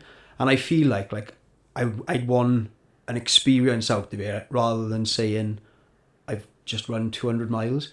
Just run 200 miles. You know what I mean? Yeah. But I'm not saying you wouldn't get an experience on wild horse. It would be bloody hard. And hats off to anyone who's done it. But yeah, I don't get that excitement. Like where when UTS I seen it, I was like, that's a bit of me. That is. Yeah. Yeah, and I'd like to do UTMB, and it's obviously. Like that excites me. I'd like to do that. I wouldn't like the fuss, mind. There's a lot of Instagram that goes with that, isn't it? And that wouldn't be me. Like I take a couple of photos of the peaks or something and then get on with it. Like, but yeah, I'd like to do that. But yeah, I think if I was going to do further than 100 miles outside of a backyard, I'd prefer to like travel for it. Yeah. Not that I got time with 2 kids and. One day, you never know. One day, yeah. Yeah. Be like 50 like David Goggins. Die Goggins, like. Die Goggins. Yeah, it's weird how it works, isn't it? Because people just assume that you're up for any challenge. And that's just not how it is. It has to be something that's... And it's inexplicable, I find. Like, I can't tell you why I want to do the 300 milers back to back. Yeah. I can't tell you what excites me about that. But it does. Even though it scares me, like, it's really exciting to me. I love the idea. Whereas Wild Horse just doesn't excite me. Like, I still find that intimidating. It's 200 miles. Yeah. I've never done that. Yeah. I look at that and I'm like, wow, that would be an achievement. But just no. Yeah, I'm the same. But it probably... The 300s probably excites you because it scares you. And I don't know with Wild Horse, it doesn't scare me. And again, I might not even finish it, but I don't want to try either. And that doesn't excite me to try it, do you know what I mean? Yeah. Watch now, 2027, I'll do Wild Horse. But no, I would prefer, I don't know if it's because it's in Wales as well. And like I feel like I've done I've done all my events in Wales apart from Copenhagen, so it'd be good to travel a bit. And my sister-in-law lives in New Zealand, so I want to do the Tarawera Ultra, like. Yeah. That'd be nice. Yeah. I was actually looking at doing my first ultra outside of Wales maybe this year. I just haven't got round to it. But yeah, I think there's a lot you can do in Wales, don't get me wrong. There's a hell of a lot of events.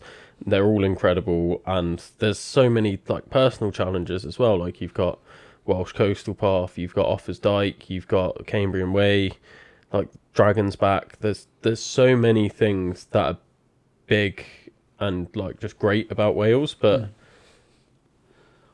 yeah, you got to expand your horizons at some point and be like, well, what else is out there? Yeah. Like, Wales is such a small country as well, and it's like, Yeah. you got the whole world. Yeah. There's so much. Yeah, like when we went to New Zealand, we did a skydive away from running, and my brother-in-law, who was a Kiwi, I was like, "Oh, you're gonna do it with us?" He was like, "Well, no, because to me, like, it was over like Lake Taupo, and I was like, this is amazing."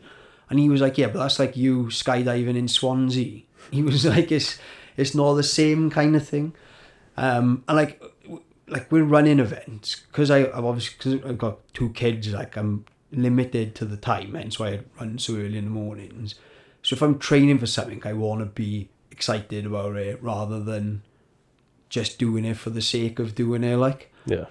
Because I'm giving up so much sleep, not time, because I'm doing it early in the morning, and it's purely to train for an event. So you've got to be excited about it, haven't you? Otherwise, you might get to a point where you're like, oh, why am I doing this kind of thing, like. Yeah. I do sign up to a lot of events that don't excite me, but then in my head they're training events. Yeah, exactly. So it's just nice to be in that environment, I think, of, well, this is a race and there are other people here, and how am I going to cope when the start time might be different to when I run, or the conditions, like you can't choose the conditions on a race, so it's like, well, I could have stayed in bed, like looked outside being like, oh, weather's a bit shit today, I'm gonna like put off my long run until tomorrow. It's like you don't have that choice. Yeah. So I like using events for that, Yeah. and practicing like race kit and nutrition and dealing with the pressure of other people and racing. But yeah, like I probably do way too many events, to be fair. Yeah, but like you said, it's good experience. But like the bigger events, like if you're going to do 100-miler or even 50-milers, for example, they need to excite you. Like I agree. Like if you're going to do 50Ks, marathons, I'm saying that as if they're easy. They're obviously not. But like events which are smaller than what you would usually do, for example, they're great for training. But then, like what I mean is, like if I was going to do a further than 100, I'd want to go somewhere for it, I think. Yeah. No, it makes sense. Excuse for a holiday, really. Yeah. It's a great way to do it. I was talking with, do you know Dan Morgan? No. Plod TV. Sorry. He does, that's all right. He does like all of the Pegasus events every year. So like this year, he did the Slam, he did Wild Horse, he did Epona and Sorona, and then he went out to Canada to do the 200-miler that they'd partnered with, nice. called The Divide. And when he saw about The Divide, like he asked his missus, it was like, oh, so shall we do a family trip to Canada? I just want to do this 200-miler. And it's just like, yeah, like great excuse for a holiday. Yeah. But that's like testament to his family as well, innit? Because like I'm lucky, like my wife's really supportive, and whenever we go away, I don't do 200-milers, but like I run every day, and that's just become part of our holiday. Like we went to New Zealand a couple of years ago, so I took the opportunity to do quite a few runs over there, like, and a few times I've gone, oh, see this holiday by here. Like I went to Copenhagen with my son, and she stayed at home with the baby because she was newborn this year. We planned that all of us was going to go, but the baby was premature. Oh no, she was due, but I'd already booked the marathon before she was pregnant. But then she was premature, so she could have come, but it didn't turn out. So I took Max and my son. So like, no, she let me do that kind of thing. But like I send her some of the UTMB stuff. I'm like, oh, fancy going to Austria or Spain? Is 100-miler there? Or look, there's New Zealand one or South Africa. But your family's got to support you for that, because they don't want to go there and see you run bloody 100 miles like you. So if his family's letting him go out there to do 200, that's testament to them, isn't it? Fair play. Yeah, he did stay out there for like quite a while, either side. So yeah, they did get an actual holiday out of it as well. But then they were crewing him, like they were actually crewed him as well. So yeah, fair play. It can be dangerous crewing. Like my wife was there on the Backyard Ultra in January, and like what I mentioned earlier about doubting myself kind of thing. So Lizzie was in the last one. Lizzie's been on pod, and she. Do you know Henry Drake? We met him. I haven't met him. I know of him. He's a class runner. I've looked at his Strava. He's awesome. Well, he was. So when I was there, like Lizzie she beat me in the Beacons Way because I was running with her for a bit, so she beat me there. And then she's talking about like second nights, and there's this other guy like, yeah, I've done 48 hours. Henry Drake was training for this 340 miler in Arizona or something, and I was just like, you know what I mean, just come off Christmas, like, you know what I mean, drinking for 2 weeks, and I was like, I'm never gonna beat these kind of thing. So we got to the 30th yard, and obviously my Achilles had gone as well, so like, I'm not gonna do much more. So I said to Stacey, because she was there with my son, so it was getting dark as well. It was like, oh, he needs to go to school tomorrow on the Monday, like, and they were my lift home. So I was like, oh, I'll do this last lap now and I'll call it a day kind of thing. So I came back from the lap, and Henry had dropped out by this point, so there was only the three of us left. He stopped at lap 30, so I went up to lap 31, and I came back and all my kit was packed, ready to go, like, but my mate Dan was there. The one who crewed me in the Beacons. He was like, what are you doing? I was like, oh, I'm not going to beat them too. Like, I'm happy with third place.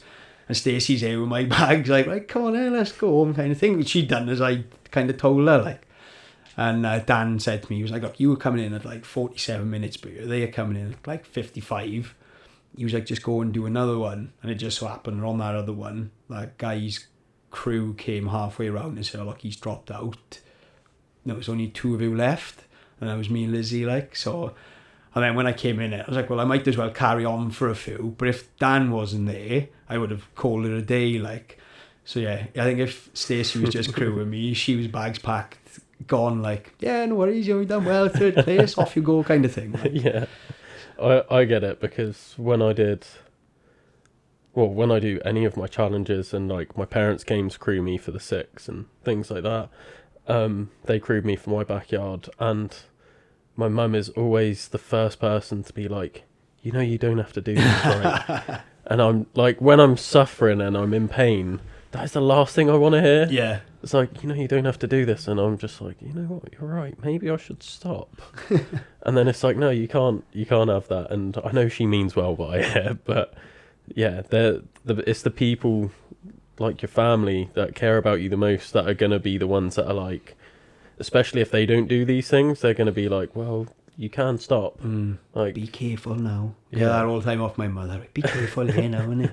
She said to me when I was doing the Beacons Way, she was like, so where are you going to camp out in the night then? You going to a hotel or something? I was like, no, ma'am. I'm running through the mountains in the night, like, on your own? Like, well, yes, man. Oh, be careful now. 35, like, I'm all right. Like, do you know what I mean? Oh, it's just, it's such a alien world to be a part of, and I do forget that a lot of the time, because, you know, like, I've got you on the podcast, I've had Nathan, I've had Nat, like, I've got all these amazing people that not just come on the podcast now, but like, we went out for a run together yesterday. At 1 a.m. I go out running with Courtney. I did an ultra, like, last weekend in the middle of the night. Me and my mate Josh went out at midnight and we did a 40 miler from like Ponty to Aberdare and back. And it was just like, this is just normal for me now. That when I talk to people that running isn't normal for them, yeah, I just forget that it's not a normal thing to do, to be like, oh yeah, I'm just going to go running in the middle of the night in the Brecons. Like, I tell most of my friends that, they're like, yeah, cool. Yeah. And then I meet someone new and I'm like, oh yeah, like, I've just done this today. And they're just like, what? Look there, yeah. Because yesterday, went to work straight from our run, and one of the other guys comes in at like 9 o'clock and I'm sat there eating like a double bacon cheeseburger that I'd like cooked myself. And it's like 9:30 in the morning and he's just like, it's a bit early for a burger right now, isn't it? And I was like, oh, well, I left my house at midnight. And he just looked at me and I was like, before you ask, yes, I was running. And it was just like, fucking hell, like, what are you? Yeah. It's what's normal to us is bizarre to other people. And when I went to see about my Achilles after the backyard, I went to A&E and the nurse was here. I was like, yeah, I ran like 139 miles yesterday. And she got kind of like, and she looked at my Achilles again, and then she started like working on it. She went, how many miles did you say? I was like 139. and she just like went quiet as if she couldn't like comprehend. And she was like, 139 miles. I was like, yeah. She was like, right, okay. And then just carried on as if like, to be like, I don't think she believed me. Like, she couldn't like function with it. Like, do you know what I mean? Where to me, it was like, yeah, that's what I went and done. Like, do you know what I mean? Yeah. And like we were saying, like, you tell me that, not surprised. Yeah. I'm just like, oh, nice. Well done, mate. Yeah. The other thing is, like, Joe, like you say the time you're running, and then say I did 33 hours or 100 miles, for example. It happened to someone the other day. We were talking, and I was like, yeah, did 139 miles in the backyard. They were like, 139 miles? What though? And then in the same conversation, someone said, oh yeah, tell her about your cricket pitch run. I was like, oh yeah, I did a cricket pitch run 24 hours. You run for 24 hours? It was like, wait there now, I've just told you I ran 139 miles. I was 33 hours, but because it's a different metric, like time and distance, they were both just like, what? What do you mean? Like, do you know what I mean? And I was like, yeah, but the 139 was more than 24, so why are you so shocked about the 24 than the 139? Like, she just couldn't quite... Like, I don't think I would, like, 5-6 years ago, if someone said that, I don't think I would believe them. Yeah. I didn't run 139 miles. I remember one of the boys telling me he did a 25-minute 5K. I was like, shut blue. You must have been flying. Because I'd done 5K in like 35 minutes and nearly died, like... Yeah. Well, this is the thing. When you're getting into it, like we're saying, you telling me you've run 24 hours, I'm like, yeah, fair play, makes sense. Like, Yeah. that's what he does. Yeah. But then, yeah, looking back, I remember never having done a 5K before. And like being like, oh yeah, like my training runs, I'll run for like half hours, like a good training run. Yeah. Like that's good going. I've just been running for half hour, and like that's how I would do my training runs. I was like, I'll go out for a half hour run. Whereas now I'm like, oh, like half hour, like am I getting, unless I'm doing like intervals or something, and even then my sessions are longer than half hour. I'm like, oh, is that really gonna help me much? Yeah, I won't go to bed for Yeah, I need like a good like 3-4 hour run. Yeah. I don't know if you did the same, but when I started, I was like, I'm going to go and run 10k. Easy. No worries. I was 18 stone at this point, like a pair of Fila trainers on, which weren't running trainers. And then you kind of get a kilometre in, and like your chest is burning and your like throat is sore. And you're like, I'm not going to run 10k. And I speak to a lot of people who started running now. They're like, I find it so hard. And it's like, well, how far did you try to run? Like, and they're like, yeah, well, I sprinted this bit. And it's just like, right, slow down. Like, and I think, because it's obviously getting popular now, isn't it? And like, especially like park runs and stuff, people see 5k and they're like, oh, well, I can run 5k. And they've never run before. And then it's a long way. It's 3 miles. Like, if you think of it, like, from your house to wherever it is 3 miles, it's a long way. Like, you can't just go and run 5k, can you? Just because you see other people doing it.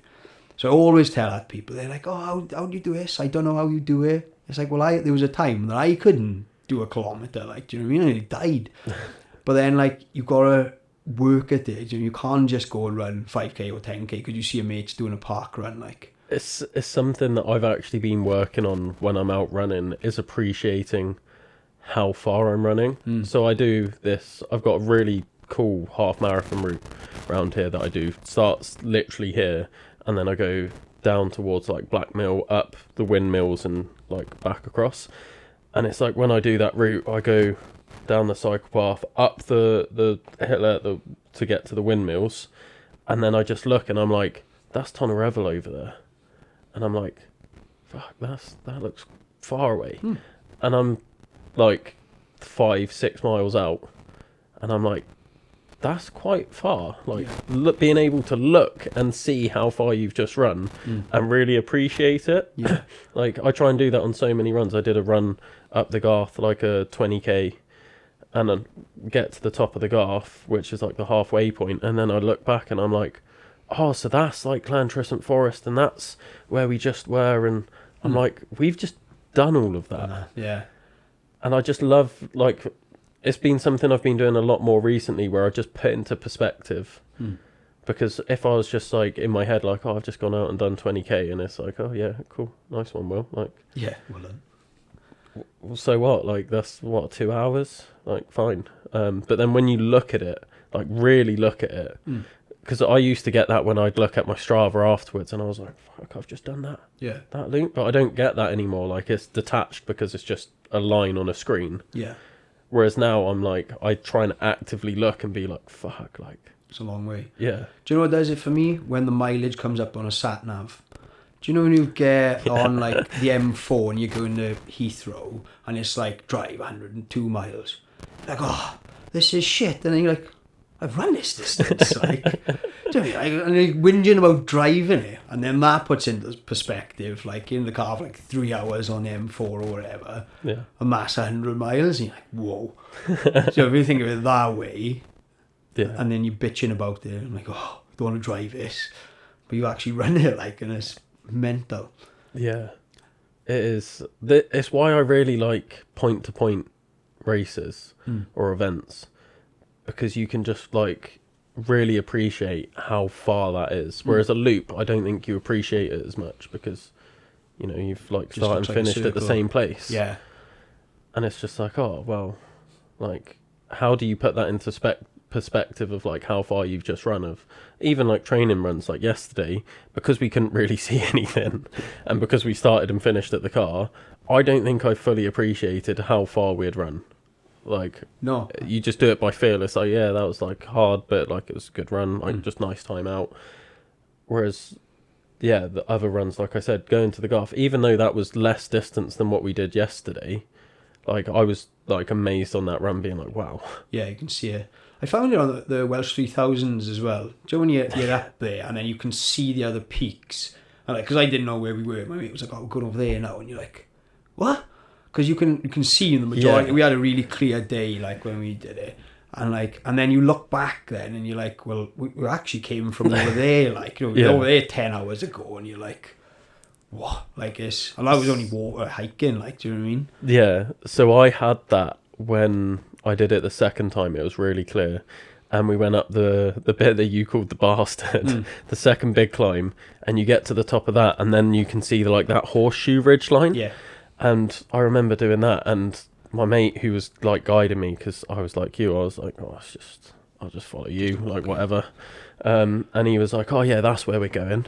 And I was like, oh, okay. And I looked at like the end of the ridge line and I was like, that's quite far, but like, yeah, cool. And then as we're doing it, he pointed out like another bit. So we'd got like most way around the ridge line. We're coming up to where he pointed to. And then he was like, yeah, that's the next bit. And I was like, whoa, you said we're coming to here. And in my head, I was like, that's the finish. Then, yeah. And I was like, yeah, no, cool. Like I can do that. Like we're ticking off all these like little mountains on the way. Like that's it. And then he was like, no, like that was the next peak of the 15. Yeah. And that was like number 5. He was like, we've still got like 10 more. Yeah. And at that point, I was just like, what the fuck have I got myself into? Where am I? Yeah. And you find as well on the peaks, as you're going up, you're like, that's the peak. And then it goes up again. So you're never quite at the top of it, like, you are eventually. But wait, what you think is the peak. And then it's like, I got to go back up there again. Like, yeah, it's good challenge, that is. It is a wicked Do challenge. people run it? Like, is there a running thing? Yeah, so they actually do it as a race as well. Do they? Yeah, so there's a 3000s race. And the course record for it, the FKT, is like 4.5 hours. Oh, piss off, innit? That's just ridiculous, that is. There's a video of the guy that's got it, and you watch that on YouTube, and you're just like, fuck it. Seeing him run across Crib Gork is just like, what the fuck? Yeah. Like, I'm not, like, obviously you've got to be careful on Crib Gork, but I'm not, like, terrified of it like you hear most people are. Like, going across it, I'm just like, I will go, like, hands in my pockets walking, or I did it earlier this year and I'm like videoing myself doing it and sending it to my mates. And they're like, well, what the fuck are you doing? Put your phone away. And I'll just be voice noting them like, why do I have to put my phone away? Like, this is fine. And they're like, well, seriously now, stop messaging me. Let me know when you're down safe. And I'm just like, fuck up. Like, yeah. Don't mess them back. They think you're falling. yeah. And it's just, yeah, like, so there's like levels to it, but seeing him run it, like actually run it, you're just like, fuck. Yeah. Like that's some going. Yeah, and the downhills as well. Like I've seen a video of a guy going to, I don't know any of the peaks of it, so I can't think where it is, but it's like a really rocky one, and it's just like a boulder field, and he's just down it, just gone like. Yeah, it's class. It's just impressive, isn't it? Yeah, but yeah, I really want to. I'm saying this on air now, but I really want to go back and get sub 10 hours, which compared to the 4.5 hour course records, fuck all. But like for me, I'm like 10 hours. It starts when you get up Crib Cork, doesn't it? So the start of the first summit. So I do it slightly differently. So I've always started at Snowdon, and then I'll come down Crib Cork. Got you. But yeah, some people start Crib Cork and then they go. There's the I can never remember the middle one, then Snowdon and down. Yeah, that's what we did. Yeah. Whereas it's usually because I've been camping, so like I've never done it where I've just like gone from the bottom, got to the top, and been like, right, let's go. Like when I did it, we bivvied at the train station because it was close, so we just a little bit of shelter, concrete floor, just quick kip. And then get up at silly o'clock in the morning and off we go. Off you go, yeah. So, yes, that's what's worked for me. And then there's a boffy not too far from the last peak as well. A what? I think a boffy. You know those little like mountain huts for like emergency shelter. Yeah. So whenever I've done it, like I've finished there, and then I've gone and slept in the boffy. And then it's like, cool, we'll just hike. Whereas most people, they'll like start from the bottom of Snowdon, go up, do all the peaks, and then they'll head down to the road and they've got someone there to pick them up. Whereas we've just done it like self-supported, like sleeping bags and everything on our backs. Yeah. Which probably slows us down as well, mind. But yeah, I had my running kit on, I did. I honestly, my mate messaged me on the Monday, sent it to me, said, oh, do you want to fancy doing this at some point? I was like, yeah, we'll do it Saturday. So I went to my running trainers and my pack. It was Dan, the one I mentioned, and his girlfriend Liz. So she dropped us at Crib Cork, met us at the bottom of the bastard. Yeah.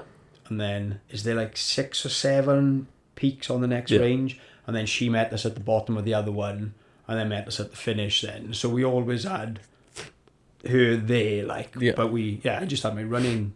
I didn't know, I've never done hiking before. I'd never been to Snowdon, so I didn't know what to expect. Like, it was stunning, good day. Like, but I'd like to run it. I think not obviously run the hills, but there was a lot of times where, especially like after that bastard, that horseshoe. There's a few bits where like it'd be nice just to.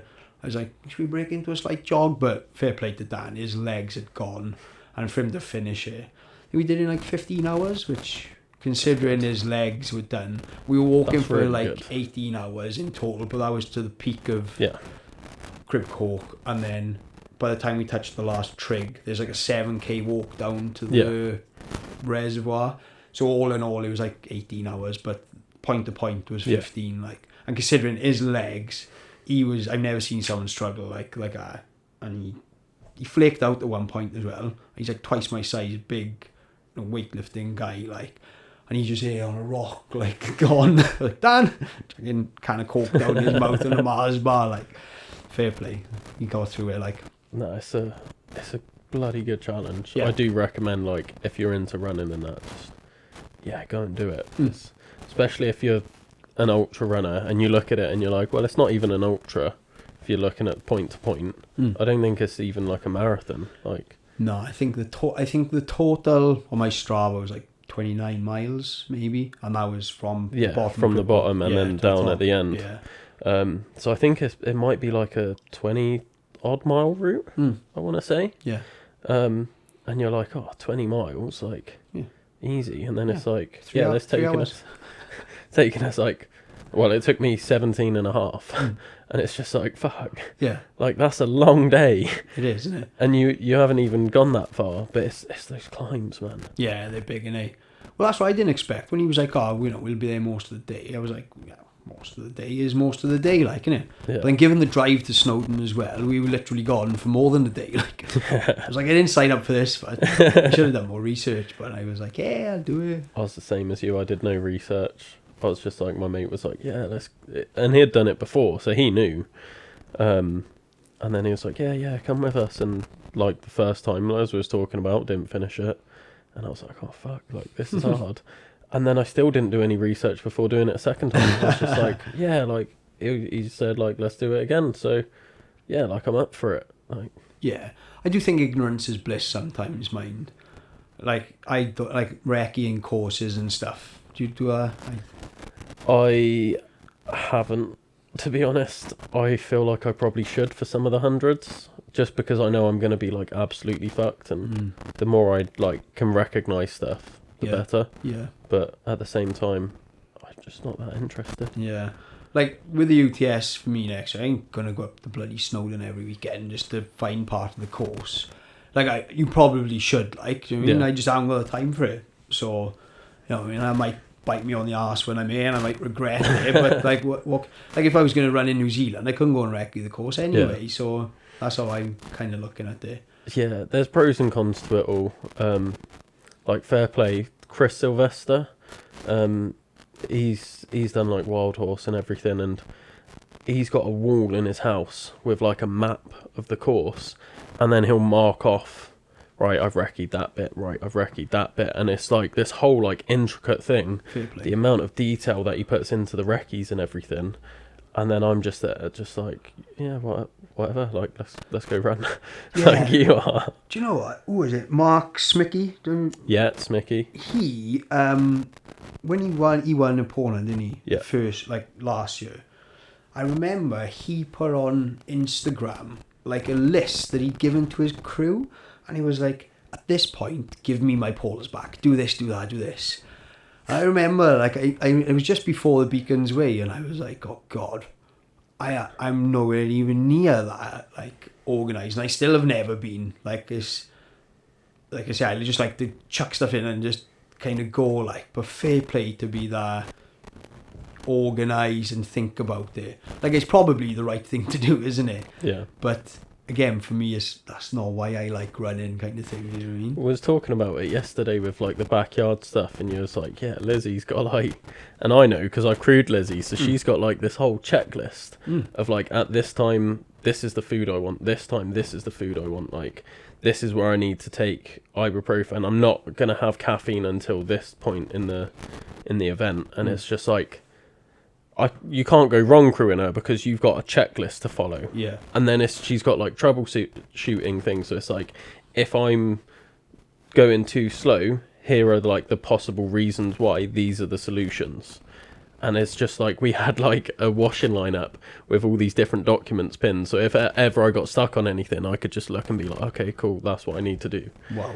And it's just, yeah, that level of detail. And then you're rocking up with like your little beach trolley with your own clothes in and just like a cooler full of food. Just like, yeah, I'm crewing myself. Yeah. But yeah, what works for different people, isn't it? That's why I think I'm just a little bit unconventional in the way I do. That's why, like, when people ask me for advice, like, oh, the kit, like, honestly, I'm the wrong person to ask. I just, what works for me. I don't like changing stuff. I find if I change like the type of trainers I wear, I have problems and stuff. So it's just, I just stick to the same stuff.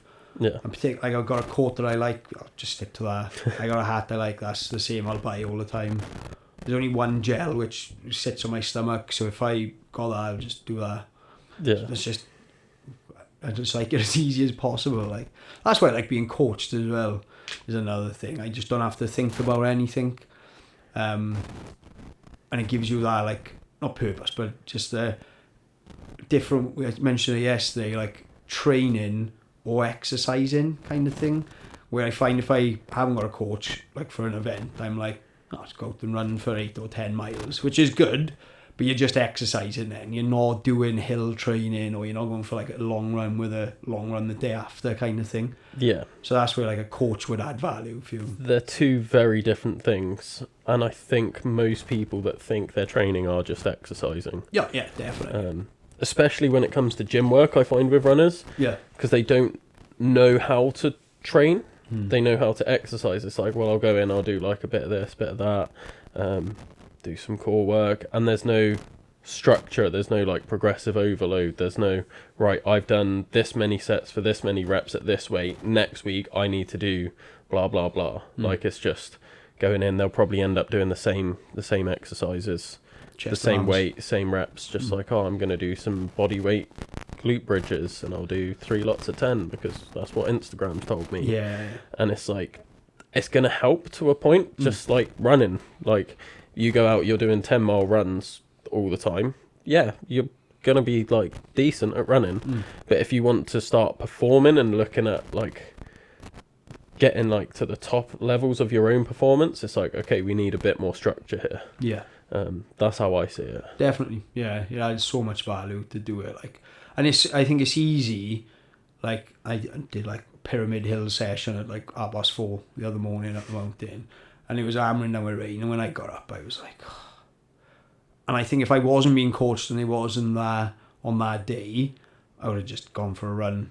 But obviously, I got so much more out of the hill session. Yeah. And then you're like, well, you're paying for it. What's the point in, you just go and do what's set kind of thing, like, do you know what I mean? Yeah. And then that hill session is what I need to do, for the events, like.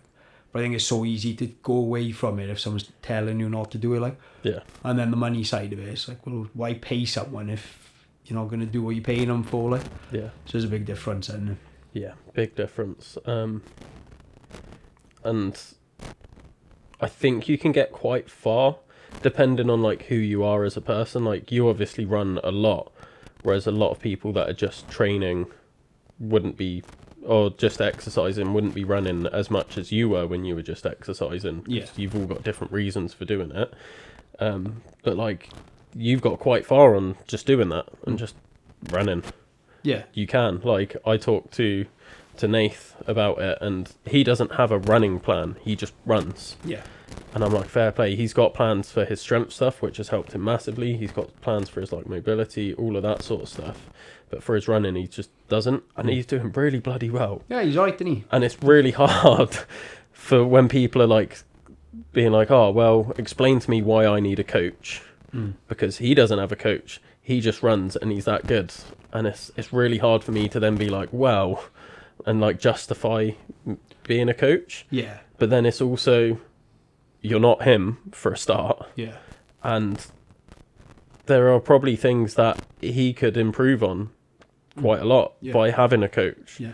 But if he's going to be more consistent without a coach than if he had a coach, then it's probably better to not have one. Yeah, exactly. So it's just, circumstantial. But Yeah. those conversations are difficult, being like, oh, well, why do I need a coach? Because so-and-so doesn't have one. Yeah. And it's just like, fuck off. You'd only have to show like someone like Nathan, like if he's running 70, 80 miles a week, it's like, well, go on in, Barbara. You go out and run 70, 80 miles a week, then you don't need a coach kind of thing. Do you know what I mean? Or you show me you can do these hundreds or whatever, then you don't need a coach. Like, yeah. Sorry, Barbara. 20 Barbaras listening. Like. Right, so I know we've already kind of discussed it, and you hate this question anyway, but what's next for you? What's next? What's next? So the big one is the UTS 100 next May. Scared about that.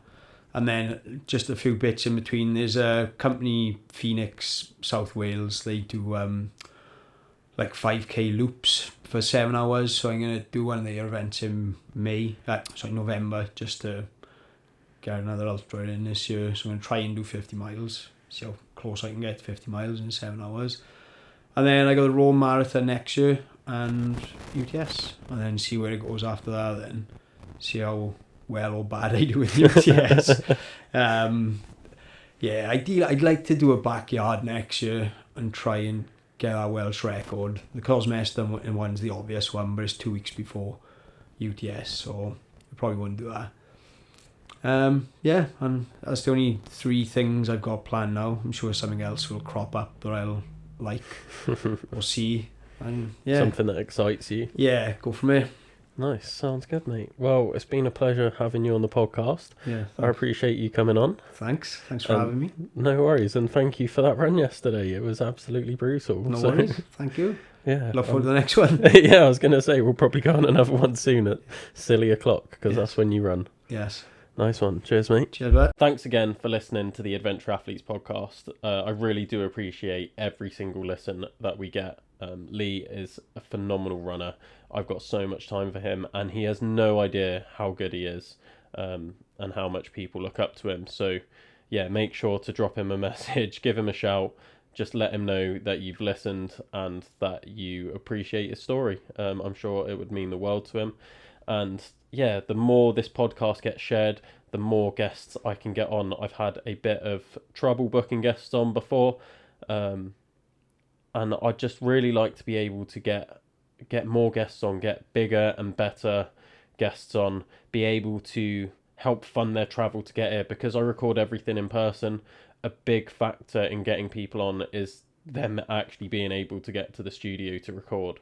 So the bigger we can get the podcast, hopefully one day it can start earning money and I can use that money going straight into getting bigger and better guests on. So yeah, like it, share it, get your dogs, your cats, your nan to listen, boost up our views, and hopefully we can start spreading this podcast even more. Thanks again for listening, guys, and I'll catch you next week.